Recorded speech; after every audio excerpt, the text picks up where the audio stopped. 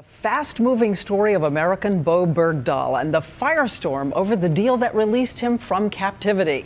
5 Taliban leaders have gone free in the deal, and a lot of people are arguing that was too high a price to pay. Other people wondering tonight about the baffling young man who wandered off his post. The only thing everyone seems to agree on, those sent to his rescue were heroic. Our coverage of the release of Bowe Bergdahl begins with ABC's Global Affairs correspondent Martha Raddatz. Martha. Good evening, Diane. Tonight we are hearing stunning new accusations from the soldiers who served with Bowe Bergdahl and those who risked their lives to save him, with even a former senior defense official tonight calling Bergdahl a deserter.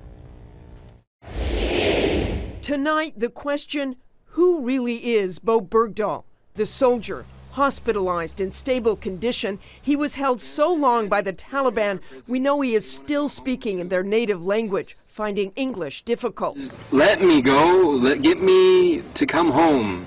It was 7 p.m. Saturday with U.S. drones and helicopters tracking overhead. A team of so-called black U.S. special operators, those who are part of the most secretive missions, arrived for a prearranged meeting with Bergdahl and close to 20 Taliban. A tense exchange, but no shots fired as the 28-year-old was hustled into a waiting helicopter.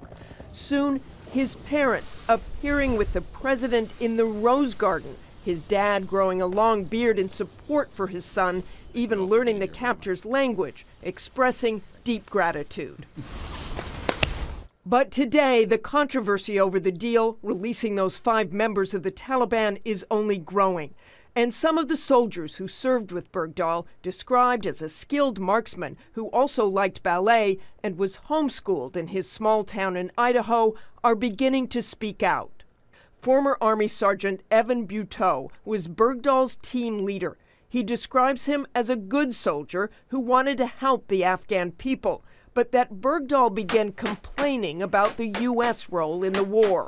He was definitely upset and frustrated with the war effort and how we were handling our business. Then just 2 months into his deployment, early in the morning, Bergdahl disappeared, leaving his body armor, weapon, and helmet behind. And while glad he is alive and free, Buteau considers Bergdahl a deserter. He walked away. He walked right off the base. The fact of the matter is he deserted us in the middle of Afghanistan to go and find the Taliban. Within hours, Bergdahl would be in the hands of the Taliban, and the U.S. military would be launching a massive search. A search that Buteau and other soldiers say resulted in the deaths of American soldiers. People calling him a hero and people calling him this great soldier, I mean, it's a spit in the face to, one, all the soldiers who were there, and more importantly, it's a spit in the face to the soldiers who died as a direct result to him leaving.